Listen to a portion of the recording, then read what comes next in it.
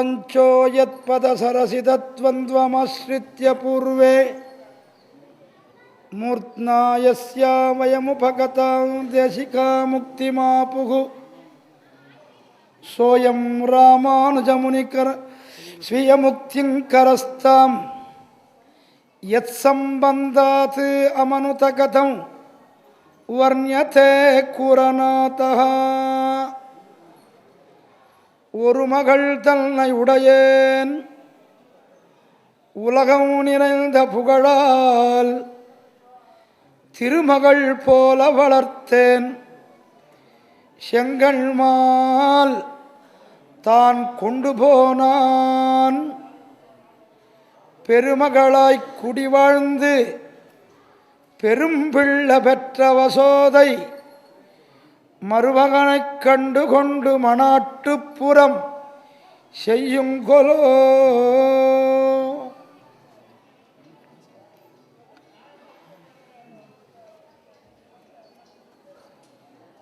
எம்பெருமானாருடைய அடியவர்களுக்குள்ளே வைஷ்ணவ லட்சணத்தோடு கூடியிருந்தவர் என்று அந்த காலக்ஷேப கோஷ்டியிலேயே எம்பெருமானாருடைய ஆச்சாரியரான பெரிய நம்பிகளாலே காட்டப்பெற்ற பெருமையுடையவர்தான் நம் கூறத்தாழ்வான். சுற்றி நாம் வலம் செய்ய நம் துயர் கெடுன் கடிதே என்கிற பாசுர வியாக்கியானத்திலே ஸ்ரீரங்கத்துக்கு வந்திருக்கும்படியான ஆபத்தை போக்குவதற்கு ஒரு பிரதட்சணமானது நாம் செய்ய வேணும். அவ்வாறு செய்யப்படும்படியான காலத்திலே எனக்கு துணையாக ஒருவரை அனுப்ப வேணும். அவர் எவ்வாறு இருக்க வேண்டும் என்றால் ஒருவர் பின்பாக செல்கின்றோம் என்கிற எண்ணம் இல்லாதவராக இருக்க வேணும் என்று ஒரு நிர்பந்தத்தையும் பெரிய நம்பிகள் தெரிவிக்க, அப்படி யாரும் இந்த காலக்ஷேப கோஷ்டியிலே இருப்பதாக எனக்கு தென்படலை. யாராவது ஒருத்தர் இருந்தார் தேவரீரே தேர்ந்தெடுத்து கொள்ளும் என்று காட்டின உடனே நம் ஆழ்வானை அனுப்பலாகாதோ? இது என்ன எம்பெருமானாருக்கு தெரிந்திருக்காதா? இந்த பாவம் ஆழ்வானுக்கு உண்டானது என்று தெரிந்திருக்காதா என்றால், அடியனுடைய காலக்ஷேப ஆச்சாரியரான ஸ்ரீமான் திருமலையானந்தான் பிள்ளை கிருஷ்ணமாச்சாரிய சுவாமி பகவத் விஷய காலக்ஷேபத்தும் போது பெரிய நம்பிகளோடு ஆழ்வானுக்கு ஒரு நேரடியான சம்பந்தத்தை ஏற்படுத்துவதற்காக இவ்வார்த்தையை எம்பெருமானார் சாதித்ததாக அவருக்கு பெரியோர்கள் தெரிவித்ததாக தெரிவித்தார். என்ன இருந்தாலும் எம்பெருமானாருடைய சம்பந்தத்தினாலே பெரிய நம்பிகளுடைய சம்பந்தம் ஆழ்வானுக்கு இருந்தாலும் கூட சாட்சாதான சம்பந்தம் ஆழ்வானுக்கு ஏற்பட வேணும். இது இந்த ஒரு இடத்துல இல்லை, திருக்கோட்டியூர் நம்பிகளோடும் ஆழ்வானுக்கு நேரடியான சம்பந்தம் ஏற்பட வேணும். ஒவ்வொரு இடத்திலையும் நாம் பார்க்க புகுந்தால் தனக்கு எப்படி 5 ஆச்சாரியர்களாலே ஞானத்தை சம்பாதித்தார்களோ அந்த 5 பேரிடத்திலேயும் ஆழ்வானுக்கும் சம்பந்தம் இருக்க வேணும் என்கிற ஒரு பரிபூர்ணமான ஆசையோடு தான் ஒவ்வொரு சமயத்திலேயும் ஒவ்வொருத்தரோடும் ஆழ்வானை சேர்த்து வைத்துள்ளார். பொருளல்லாத என்னை பொருளாக்கி அடிமை கொண்டாய் என்கிற கணக்கிலே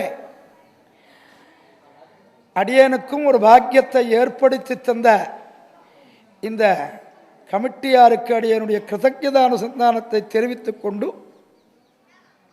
அடியனுக்கு இட்ட தலைப்பிலே சில விஷயங்களை தெரிவிக்கலாம்னு ஆரம்பிக்கிறேன்.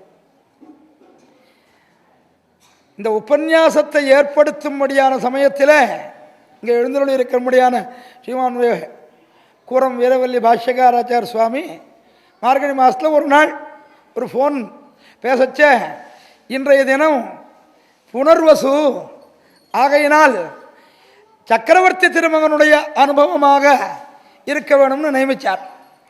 ஆழ்வானுக்கும் திருவாராதன பெருமாள் சக்கரவர்த்தி திருமகன், அவரும் பக்கத்திலேயே இருக்கார். ஆகையினாலே அவர் அனுகிரகத்தை பெரும்படியான ஒரு தலைப்பு கிடைத்ததே என்று நினைத்திருந்தாலும் அடியனுடைய மாதுலர் ஸ்ரீமான் இளையவல்லி புவராகாச்சார் சுவாமி அந்த விஷயத்தை தான் தெரிவிப்பதாகவும் அருளாளனிடத்திலே கைங்கரியம் பண்ற அவனை அருளாளனை பற்றியே சொல்லணும்னு தெரிவிக்கும்படியாக நியமித்தாராம். இது அருளாளனுடைய விளையாட்டை தவிர மற்றொன்று இல்லை. என்ன காரணம்னா, அவனுடைய திருவடிவாரத்திலே இருக்கும்படியான அடியானை மற்றொரு விஷயத்தை சொல்லணும்னு நியமித்திருந்தும் கூட அருளாளன் உன்னை தவிர என்னை தவிர நீ மற்றொரு விஷயத்தை சொல்லாதேன்னு அவன் தெரிவித்திருக்கும்படியாக நிலைமையோன்னு தோன்றுகிறது.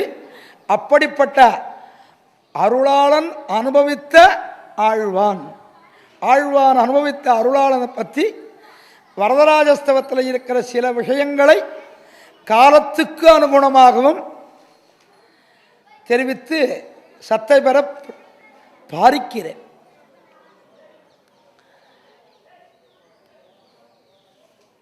இந்த பஞ்சஸ்தவத்துக்குள்ளே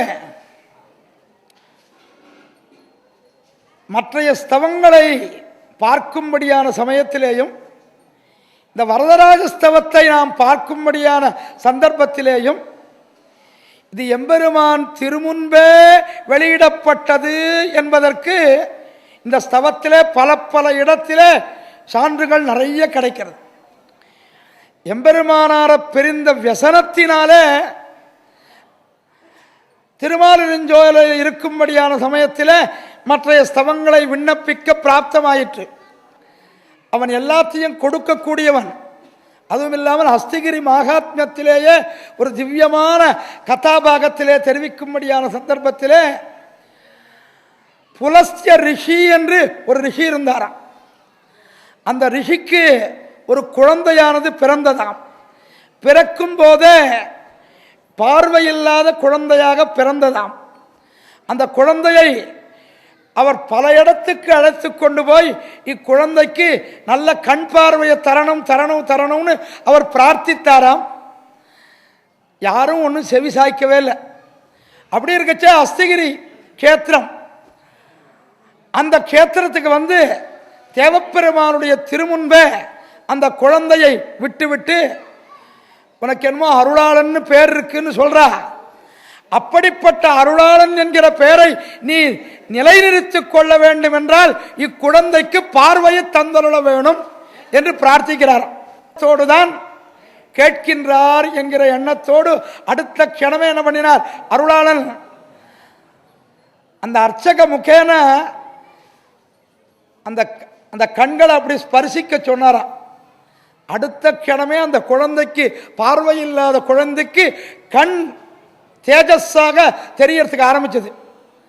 எப்படி தெரிஞ்சதுன்னா, பகவான் தம் தரிசனாதேவா, இதரர்களை பார்க்க முடியாதபடிக்கும் எம்பெருமானை மட்டுமே சேவிக்கக்கூடிய ஒரு பாக்கியத்தை பெற வேணும் என்கிற கிரமத்திலே அவனுக்கு கிடைத்ததை எண்ணம் கொண்டுதான் ஆழ்வானுக்கும் அந்த பார்வையானது, போன பார்வையானது மறுபடியும் திரும்பியும் ஏற்பட வேண்டும் என்கிறதற்காகவே வரதனிடத்திலே அந்த ஸ்தவத்தை விண்ணப்பிக்க வேண்டும் என்று தெரிவிக்க அவரும் விண்ணப்பிக்கிறார்.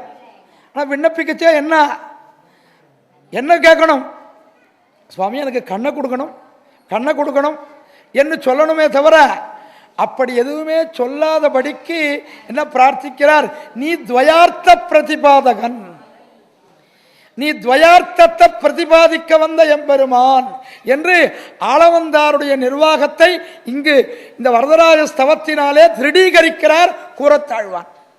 ஆளவந்தாருடைய சரம சமயம், பரமதிக்கும்படியான காலம், இன்னும் கொஞ்சம் கணத்திலே பரமதிக்கு போறார். சிஷ்யால் அத்தனை பேரும் சேர்ந்துண்டு சரம சந்தேசமாக ஏதாவது விண்ணப்பிக்க வேணும். சம்சாரிகள்லாம் என்ன கேட்பா? என்ன வச்சார், எங்க என்னென்ன வச்சிருக்கார், எந்தெந்த இடத்துல என்னென்ன வச்சிருக்கேன்னு கேட்பா. ஆனால் ஆச்சாரியால் என்ன கேட்பா? சரம சந்தேசமாக ஏதாவது விண்ணப்பிக்க வேண்டும் என்று பிரார்த்திக்க, அப்பொழுது ஆள வந்தார். திருமந்திர பிரதிபாத்தியனாக திருவரங்கத்து எம்பெருமானையும், சரமஸ்லோக பிரதிபாத்தியனாக திருவேங்கடமுடையானையும், துவய பிரதிபாத்தியனாக தேவப்பெருமாளையும் சிந்த செய்து கொண்டு இருக்க வேணும் என்று நியமித்து பரமபதித்தாராம். அவனுடைய பெருமகளை அனுபவிக்கிறார். இதில் சொல்லணும்னா 85 ஸ்லோகத்தோடைய இந்த துவயார்த்த விஷயமானது பூர்த்தி ஆகிடுது. அதற்கு மேலாக இருக்கும்படியான ஸ்லோகங்களிலே தன்னுடைய நைச்சியானுபவத்தை ஆழ்வான் பரிபூர்ணமாக எம்பெருமானிடத்தில் தனக்கு பக்தி இல்லாமையும், அந்த எம்பெருமானிடத்தில் இருக்க வேண்டிய ஆசை எல்லாவற்றையும் நான் எவ்வாறாக இருக்கின்றேன் என்று தன்னுடைய நைச்சியத்தை அனுபவித்து கடைசியில் தலை கட்டுறார். அப்படி அந்த திருமந்திரத்துக்கு பிரதிபாத்தியனாக இருக்கிற திருவரங்கநாதனையும் விட, சரமஸ்லோக பிரதிபாத்தியனானவனையும் விட தேவப்பெருமானிடத்தில் துவயார்த்த பிரதிபாதகத்துவம் பரிபூர்ணமாக இருக்கிறது. என்ன காரணம்னா, திருவரங்கத்தில் ஒரு நாள், வருஷத்தில் ஒரு நாள் தான் பெருமாளும் தாயாரும் சந்திக்கிறது. 2 பேரும் சந்திக்கிறது ஒரு நாள். திருவேங்கடமுடையான் அவர் எங்கேயோ மேலே உட்காந்துருக்கார், இவன் என்னமோ கீழே உட்காந்துருக்கா. 2 பேரும் ஒருத்தருக்கு ஒருத்தர் தரிசனமே இல்லை. ஆனால் அந்த தேவப்பெருமாளுக்கு அப்பா அந்த மாதிரி குறையில்லாதபடிக்கு அவ 2 பேரும் எப்பப்போ சேரணும்னு நினச்சிக்கிறாளோ அப்பப்போ சேர்ந்துக்கிறான். எப்பப்போ சேரணும்னா அது அது அடியவர்களுடைய ஒரு பாக்கிய விசேஷத்தினாலே ஏற்படுமே தவிர மற்றொன்று இல்லை. ஆகையினால்தான் துவயார்த்த பிரதிபாத்தியன்னா அவ்வப்பொழுது நான் துவயார்த்த பிரதிபாத்தியன், நான் எப்பொழுதும் பெருந்தேவியை விடாதவன் என்று காட்டக்கூடிய கிரமத்திலே இருக்கிற தேவப்பெருமாளை முதலிலே மங்கள ஸ்லோகத்தினாலே ஸ்வஸ்தி ஹஸ்திகிரிம் ஹஸ்தசேகரஹா சந்தனோதுமயி சந்ததம் ஹரிகி நிஸ்ஸமாப்யதிகமப்யதர்த்தயம் தேவமுபனிஷதி சரஸ்வதி. வேதத்தில் இருக்கும்படியான சாரார்த்தங்களை சொல்ல வந்ததுதான் ஸ்தவங்களே. அதனால்தான் தனியனிலேயே யதுக்திரய ஸ்திரயீ கண்டே யாந்தி மங்கள சூத்திரதாம் என்று தெரிவித்தார்கள். வேதமாதுவுக்கு மாங்கல்ய சூத்திரமானது கட்டப்படாமல் இருந்தது. வேதமாதுவானவள் கல்யாணத்துக்கு தயாரா இருக்கா. சில பேர் என்ன நினைக்கிறா, நாம தான் அவளுக்கு கட்ட போறோம்னு சில பேர் நினைச்சுக்கிறா. சில பேர் என்ன நினைச்சுக்கிறா, நமக்கு கிடைப்பளோ கிடைக்க மாட்டாளோ என்று வேதத்துக்கு அபார்த்தத்தை சொல்லக்கூடிய சில பேர்கள் அதை வேற விதமாக நினைச்சிட்டு இருக்கா. இப்படி இருக்கும்படியான வேதமாதுவுக்கு ஒரு திருமங்கல்ய சூத்திரத்தை கட்டுவதற்காகவே ஏற்பட்டதுதான் பஞ்சஸ்தவம். இந்த பாருங்க, வேதமானது நாம் அனுபவிக்கிறது கஷ்டம். ஆனால் வேதத்தினுடைய சாரத்தை நமக்கு பிழிந்து தரக்கூடிய பஞ்சஸ்தவத்தை அனுபவிப்பது சுலபம். எங்க சுவாமி அவருடைய உபன்யாசத்திலாம் சொல்லுவார், அது திவ்ய பிரபந்தத்துக்கு உபமானமாக சொல்லுவார். எப்படின்னா, ஒரு பக்கத்தில் கரும்பு இனாமாக இலவசமாக கரும்பு தரப்படும்னு போர்டு வச்சிருக்கா. இன்னொரு பக்கத்தில் கருப்பஞ்சாறு இலவசமாக தரப்படும். யாரு ஜனங்கள் எங்க நிப்பா? யோசனவே வேண்டாம். இந்த கரும்பு இருக்கிற இடத்துக்கு 10 பேர் ஒருத்தர் கூட போக மாட்டான். அதை உரிக்கணும், மேலே தோலை உரிக்கணும், அதுக்கப்புறம் கடிக்கணும். அந்த கடிச்சதுனால ஏதாவது புண்ணு ஏற்படும், அதற்கு நாம் சிகிச்சை பண்ணிக்கணும், எத்தனையோ நிர்பந்தங்கள். ஆனால் கருப்பஞ்சாறு ஒரு கஷ்டம் இல்லை. ஒரு கிளாஸ்ல கொடுத்தானே எடுத்து சாப்பிட்டுட்டு போயிட்டே இருக்கலாம். அந்த மாதிரி வேதத்தினுடைய சாரை பிழிந்து தரக்கூடியது திவ்ய பிரபந்தங்கள். அந்த திவ்ய பிரபந்தத்தையும் வேதங்களுடைய சாற்றையும் கலந்து தரக்கூடியதுதான் பஞ்சஸ்தவங்கள். அதில் முதல் ஸ்லோகத்தில் ஆரம்பிக்கச்சேவே ஆழ்வான் எப்படி காட்டுறார், நிஸ்ஸமாப்யதிகம் அப்யதர்த்தயம் தேவம் உபனிஷதி சரஸ்வதி. இது மங்கள ஸ்லோகம். அந்த மங்கள ஸ்லோகத்திலேயே அந்த உபனிஷத் பிரதிபாத்தியனாக இருக்கக்கூடிய எம்பெருமான் என்று உபனிஷத்துக்கள் என்னென்ன சொல்றதோ அதை சொல்றார். ந தத் சமஸ்ச அப்யதிகஸ்ச திருஷ்யதே, எம்பெருமானுக்கு சமானமானவனாக ஒருத்தனும் கிடையாது. ந தத் சமஸ்ச, சமானமானவன் கிடையாது. அப்யதிகா, அவனை விட மேலானவனும் கிடையாது. இப்போ சாதாரணமாக சொல்லணும்னா, வார்த்தைப்பாடுக்கு சொல்லணும்னா என்ன சொல்லணும்? அவனுக்கு சமானம் யாருமே கிடையாதுன்னா அவன் தான் உயர்த்தின்னு சொல்லியாச்சு. இதுக்கு தனிப்பட்டு விசேஷித்து உபனிஷத்து அப்யதிகா, அவனை விட மேலானவன் கிடையாது என்று எதற்காக சொல்லணும்னு தனிப்பட்டு சொல்றதுக்கு காரணம் என்னன்னா வேற ஒண்ணும் இல்லை. எம்பெருமான் மேலானவன் அப்படின்னு சொல்லிட்டான்னா அவன் எவ்வாறு மேலானவன் ஒரு கேள்வி எழும். மேலானவன் சொல்லி எடுத்துட்டான்னா சரி, அந்த மேலானவனுடைய நிலைமை எப்படிப்பட்டது? எப்படிப்பட்ட மேன்மை? எப்படிப்பட்ட மேன்மைனா உபனிஷத் பாஷ்யக்காரர் அந்த இடத்திலே வியாக்கியானிக்கும் போது திரிவிக்ரமாவதார காலத்திலே அவன் எவ்வளவு உயர்ந்தவனோ அதற்கும் மேலானவன் யாருமில்லாத காரணத்தினாலே அப்யதிகா. லோகத்தில் மற்ற அவதாரங்கள் எந்த அவதாரத்துக்கும் அவ்வளவு பெருமை இல்லை. என்ன காரணம்? உயர்த்திய இந்த உயரத்திலே திருமங்கை ஆழ்வாரும் ஆச்சரியமாக மந்திரத்தை மந்திரத்தால் மறவாதென்னும் வாழுதியேல் மாழலாம் மடனஞ்சமேன்னு சொல்ல உடனே அடுத்து ஆரம்பிச்சுட்டார். பொன்முதியில் புனலுருவி ஒரு கால் நிற்பா. சூரிய மண்டலத்தை வரைக்கும் போயிடுது. திருவடிகள் போயிட்டே இருக்கு. அந்த மாதிரி லோகமெல்லாவற்றையும் அளக்கக்கூடிய உயர்த்தியானவனாக இருக்கிற காரணத்தினால இவனுக்கு மேலானவன் கிடையாது, இவனோட உயர்ந்தவன் கிடையாதுன்னா எந்த உயரம்? இந்த பார்க்க சேவை இப்படிதான் நிமித்தி தான் பார்க்கணுமே தவிர சாதாரணமாக பார்க்க முடியாது. இப்போ நம்மளாம் காஞ்சிபுரத்தில் உலகளந்த பெருமாள் சந்தைக்கு போகிறோம். இப்படி பார்த்தான்னா பெருமாளை சேவை சாதிக்க மாட்டேன், இப்படி பார்த்தாதான். ஆக அப்யதிகா என்றால் அந்த திரிவிக்ரம அபதானத்திலே அவனுடைய உயர்த்திய போல இருக்கிற உயர்த்தின்னு ரங்கராமானுஜ சுவாமியினுடைய பாஷ்யத்திலே காட்டுற கிரமத்திலேயே இவரும் நித் சமாபியதிகம் அப்யதிகா தேவம் உபனிஷதி சரஸ்வதி. இதை இப்படி சொல்லிட்ட உடனே ஆழ்வாருடைய ஸ்ரீசூக்தியை கலந்துதான் நமக்கு தர்றார். ஆழ்வார் என்ன சொல்றார்? ஒப்பாரும் மிக்காரும் இளையாய மாமாயா. அவனுக்கு ஒப்பானவனும் கிடையாது, அவனுக்கு மிக்கானவனும் கிடையாது. ஆக ஒப்பானவன்னா சமானமானவன், அவனுக்கு மேலானவன் யாருமே கிடையாது. அங்கேயும் மற்றைய வாக்கியானங்களிலே வேறு விதமாக தெரிவித்திருந்தாலும் கூட பன்னீராயிரப்படி வியாக்கியானத்தில திரைவிக்கிரம அபதானத்தினால உயர்ந்த உயர்த்தி என்று அவர் தனிப்பட்டு காட்டுறார். இதனுடைய விஷயங்களை ஆரம்பிக்கிற போது முதலிலே ஸ்ரீமத் சப்தார்த்தத்தை மிக அழகான ஸ்லோகத்தினாலே நமக்கு காட்டி தருகிறார்.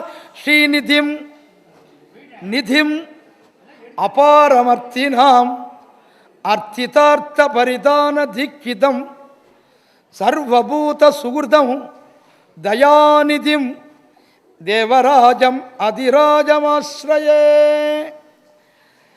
அந்த துவயார்த்தத்தினுடைய முதல் பதமான ஸ்ரீமத் சப்தத்தை விசதீகரணம் பண்ணுவதற்காக இந்த ஸ்லோகத்தையே தனிப்பட்டு காட்டுறார். ஸ்ரீநிதிம், ஸ்ரீ என்கிறது பெரிய பிராட்டியாரை. எல்லாருக்கும் மொத்த பேருக்கும் மூச்சப்படியில ஸ்ரீயதி பிரதமாபிதானம் லட்சணம் என்று மனவாள மாமனிகள் வியாக்கியானத்திலையும் காட்டுறார். ஸ்ரீ என்றாலே அது பிராட்டிக்கு வாசகமான ஒரு திருநாமம். அந்த பிராட்டியை சொல்லும்படியான சமயத்தில் ஸ்ரீ நிதிம். சம்ஸ்கிருத வியாக்கியாதா ரொம்ப நன்னா காட்டுறார். இந்த நிதிம் என்பது ஸ்ரீபதத்தோட எப்படி ஸ்ரீ நிதிம், இந்த ரெண்டுத்தையும் பிரிங்கோ. இந்த ரெண்டுத்தையும் பிரிச்சான்னா இந்த ஸ்ரீயை விட்டு இந்த நிதி இருந்தாலும் பிரயோஜனம் இல்லை, அந்த நிதியை விட்டு ஸ்ரீ இருந்தாலும் பிரயோஜனம் இல்லை. அப்ப ஸ்ரீ என்கிற அவளுக்குண்டான நிதி என்ன? அவளுக்குண்டான நிதி என்னவென்றால் அடியாறுகளை சேர்ப்பிக்கும்படியான புருஷகார தத்துவ பூத்தை. அதுதான் அந்த சம்ஸ்கிருத வியாக்கியாதா காட்டும்படியான புருஷகார போதையாகிற நிதியை உடையவள். எல்லாரும் வரவாள் எத்தனை தப்பு எத்தனை தப்பு. இப்போதான் ரங்காச்சார சுவாமி கடைசியில் ஒரு வார்த்தையை தெரிவித்தார். கிருபா மாத்திர பிரத ஆளவந்தார் உயர்த்தியா எம்பெருமானார் உயர்த்தியா என்றால் ஆழ்வான் என்ன தெரிவித்தார்? இது என்ன பெரிய தலைவலி கேள்வி கேட்டுட்டாங்களே. ஒரு நாள் பூர்த்தியாக தலையில் கைவித்தே இருந்தது. அப்படியே ராத்திரி பூரா தலையில் கை வச்சுன்னு இது என்னப்பா இது இவ்வளோ கஷ்டமான கேள்வி கேட்டாலே. கஷ்டமான ஆழ்வானுக்கு கஷ்டமான கேள்வி அல்ல. ஆனாலும் அப்படி ஒரு பாவத்தோடு விருந்து கொண்டு கடைசியில் என்ன தெரிவித்தார்? நீங்க கேட்ட கேள்வியை பார்த்தார்னா எம்பெருமான் உயர்ந்தவனா பிராட்டி உயர்ந்தவளா என்கிறத தவிர மற்றொன்று இல்லை. எம்பெருமான் உயர்ந்தவன் என்றால் அவனுடைய வார்த்தையை சில சொன்னார். பிராட்டி உயர்ந்தவள் என்றால் அவளுடைய வார்த்தையும் சிலதை எடுத்து சொல்லி பிராட்டியே உயர்ந்தவள். என்ன காரணம்னா அவள்தான் நகச்சின் அபராத்யதி என்றாள். நகச்சின்ன இந்த லோகத்திலே தப்பு செய்யாதவர்கள் யாருமே கிடையாது. எங்கள் சுவாமி அவருடைய உபன்யாசத்துலாம் சொல்லுவார், பிராட்டி காலத்துக்கு முன்னாடி சில பேர் தப்பு பண்ணாம இருந்துருந்தா எப்ப பிராட்டியானவள் லோகத்தில் தப்பு பண்ணாதவாளே கிடையாதுன்னு சொல்லிட்டாளோ இல்லையோ, நாம எல்லாம் பிராட்டி சம்பந்தம் பெற்றவர்களாகிற காரணத்தினால நாம தப்பு பண்ணிட்டே இருக்கோம். அது காரணம் என்ன தெரியுமோ இல்லையோ, பிராட்டி சம்பந்தம், பிராட்டி இப்படி சொல்லிட்டு இருக்கோம். ஆகையினால அந்த மாதிரி கிரமத்தில் அந்த நிதி என்ன நிதி? நம்ம எல்லோரையும் எம்பெருமானோடு சேர்ப்பிக்கும்படியான ஒரு புருஷகார கிருத்தியமாகிற நிதியை வைப்பு சேம நிதியை வைத்திருக்கக்கூடியவள் ஸ்ரீநிதிம். நிதிம் ஒருதான் நிதி சொல்லியாச்சு, மறுபடியும் என்னத்துக்கு? சாதாரணமாக தமிழர்கள்லாம் கூறுவா, கூறியது கூறல் குற்றம்னுவா. சொன்னத்தையே சொன்னால் அது தவறு. இந்த இடத்துல சொல்லணும்னா ஸ்ரீநிதிம் நிதிம். ரெண்டாவது உடனே அடுத்த பக்கத்திலேயே வேற ஒரு பதம் போட்டிருந்தாலும் பரவாயில்லை. இப்போ கீதாச்சாரியன் மச்சித்தாக மத்கத பிராணாக போதயந்த பரஸ்பரம் கதையந்தமான் நித்தியம் துஷ்யந்தி ச ரமந்தி சான்னா. துஷ்யந்தின்னாலும் சந்தோஷம்தான், ரமந்தி என்னாலும் சந்தோஷம்தான். சம்ஸ்கிருதத்தில் ரமந்தி கிடையாது, ரமந்தேன்னு தான் சொல்லணும், ரமந்தேன்னு தான் சொல்லணும். ஆனால் பகவானுடைய வார்த்தையை நம்ம கேள்வி கேட்கறதுக்கு நமக்கு அதிகாரம் கிடையாது. எங்கள் சுவாமிக்கு கிருஷ்ணமாச்சார சுவாமி சொல்லுவார், நீயோ நானோ இந்த ரமந்தின்னு சொன்னான்னா டப்பா கட்டிடுவா, ஒன்றும் தெரியாதுன்னு சொல்லிடுவா. பகவானுடைய வார்த்தையை கேட்கறதுக்கு யாராலையும் முடியாது. இது சாந்தச பிரயோகம்னு சம்ஸ்கிருதத்திலேயே இது ரொம்ப விசேஷமாக இருக்கு. இப்போ நடுவில் அடிய ஒரு லைப்ரரியில் ஒரு இடத்துல பார்த்தேன், சாந்தச பிரயோகா மகாபாரதத்திலேயும் ஸ்ரீபாகவதத்திலையும் ராமாயணத்திலேயும் வியாக்கரணத்துக்கு ஒவ்வாதபடி எப்படி எங்கெங்க பிரயோகங்கள் இருக்குன்னு ஒரு புஸ்தகம் தனியாக போட்டிருக்கான். எல்லாத்தையும் ஹரிவம்சம் என்னென்ன புராணங்கள் இருக்கோ எங்கெங்க இருக்கோ எல்லாத்தையும் எடுத்து சாந்தச பிரயோகம் இது வியாக்கரணத்துக்கு இப்படி இருக்கு, ஆனால் இது எப்படி சமன்வயப்படுத்திக்கலாம் அது கூட எழுதியிருக்கான். அந்த மாதிரி துஷ்யந்தி ரமந்தி என்று சந்தோஷத்துக்கு ரெண்டு பதம் போட்டிருக்கார். ஆனால் ஆழ்வான் பாருங்க ஸ்ரீநிதிம்னு போட்டார். உடனே அடுத்த வார்த்தையை நிதிம், அடுத்த ரெண்டாவது வார்த்தையை மறுபடியும் ஸ்ரீநிதிம் நிதிம். இப்போ கூறியது கூறல் இந்த இடத்துல ஒரு தோஷத்தை சொல்ல முடியுமா என்றால் அதுதான் கிடையாது. அது புருஷகாரத்தை சொல்லும்படியான ஒன்று. இது என்னன்னா, அப்படிப்பட்ட எம்பெருமானை நம்ம எல்லோரையும் புருஷகாரம் பண்ணணும்னு சொன்னாலும் அவன் ஏற்றுக்கொள்ளணுமோ இல்லையோ, இவனையா இவன் பண்ணியிருக்கிற பாப்பங்களை பார்த்து இவனை ஏற்றுக்கொள்ள முடியுமா என்றால் உடனே என்ன பண்றா, எம்பெருமானை பார்த்து ஓஹோ இவனை ஏற்றுக்கொள்ளாமல் நீ என்ன பண்ண போறாய், நீ உங்ககிட்ட வச்சிருக்கிற குணங்களெல்லாம் யாரிடத்துல போய் வியாபாரம் பண்ண போறாய், யாரிடத்துல போய் விற்க முடியும்? இப்படிப்பட்ட தோஷவானை விட்டுவிட்டு மற்றொருத்தரிடத்தில் விற்க முடியுமா? ஆகையினால அந்த எம்பெருமானிடத்திலே நமக்காக சிபாரிசு பண்ணி அவனை தன் வயப்படுத்துபவள். ஸ்ரீவஜ்ரமோஷத்தில் ஆச்சரியமான சூத்திரம். இருவரையும் திருத்துவது உபதேசத்தாலே. இருவரையும் யார? சேதனனையும் திருத்துவது, எம்பெருமானையும் திருத்துவது உபதேசத்தாலே. உபதேசத்தாலே மீளாத போது ரெண்டு பேருமே நான் கேட்க மாட்டேன், கேட்க மாட்டேன்னா உடனே என்ன பண்ணுவான்? சேதனனை அருளாலே திருத்தும், ஈஸ்வரனை அழகாலே திருத்தும். அதுதான் இந்த இடத்துல, அதுதான் இந்த இரண்டாவது நிதிம் என்கிறதுக்கு பிராட்டியை இந்த சேத்தனனை அருளால திருத்துவதுன்னா புருஷகார கிருத்தியத்தை நான் பண்றேன், நீ பயப்படாதே பயப்படாதே என்று அவனுக்கு ஒரு திருடமான நம்பிக்கையை ஏற்படுத்தி கொடுத்து விட்டு உடனே இந்த பக்கம் திரும்புறான். எம்பெருமான் இருக்கான், எம்பெருமானை பார்த்து ஏத்துக்கோ ஏத்துக்கோ அப்படின்னா ஒன்றும் அவன் சரியான பதில் சொல்ல முடியல, சரியான பதிலே வரல.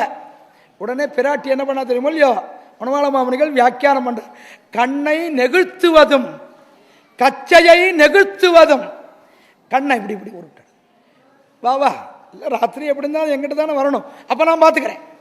கச்சையை நெகிழ்த்துவதும் தன்னுடைய ஸ்தனங்களை அப்படி இப்படியும் அசைத்து காட்டுவதும் என்று தன்னுடைய அழக காட்டின உடனே எம்பெருமான் பார்த்தான். ஐயோ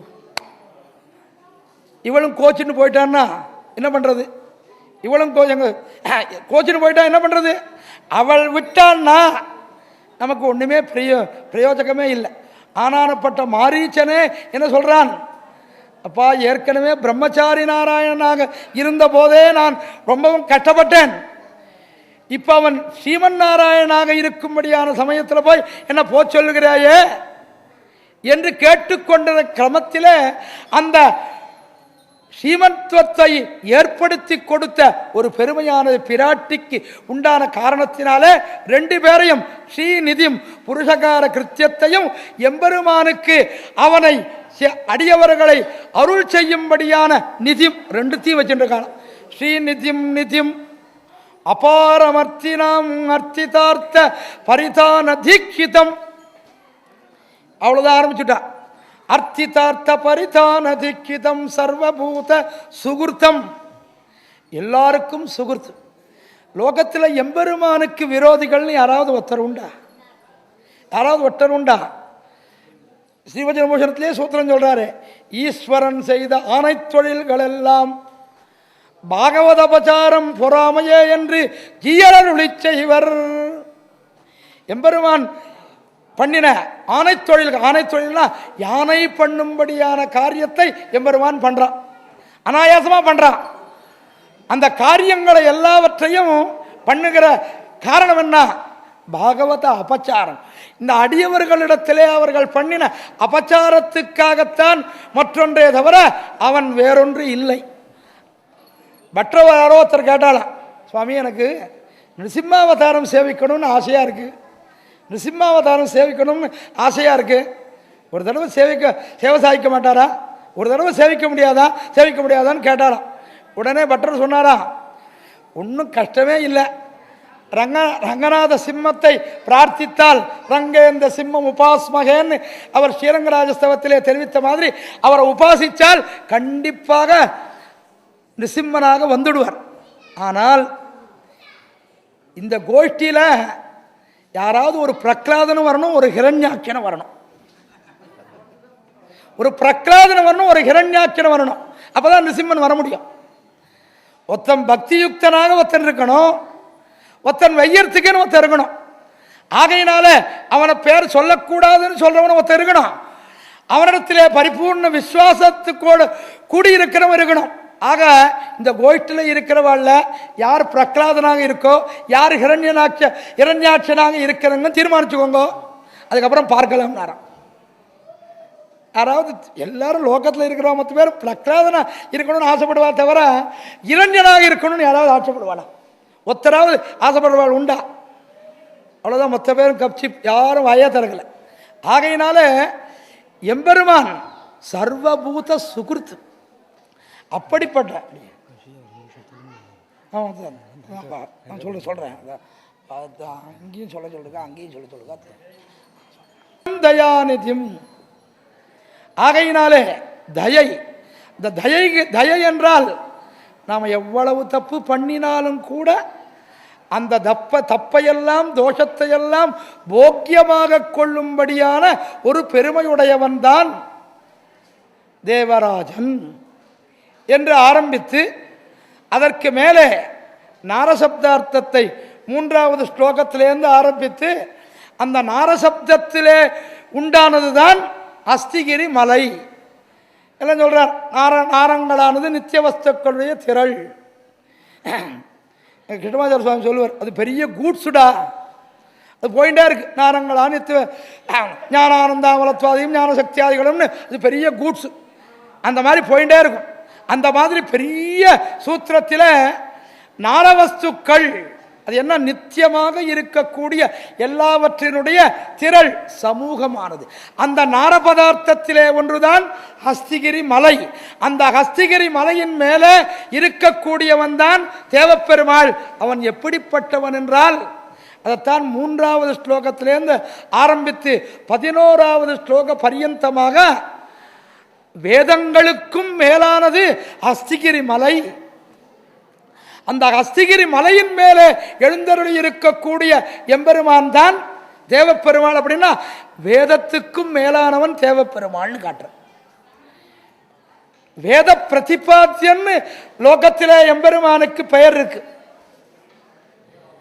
வேத பிரதிபாத்தியனாக இருக்கக்கூடிய எம்பெருமானை அவன் வேதத்தினாலே தெரிவிக்கக்கூடியவன் என்று சொன்னாலே போருமே, சொல்லலாமே.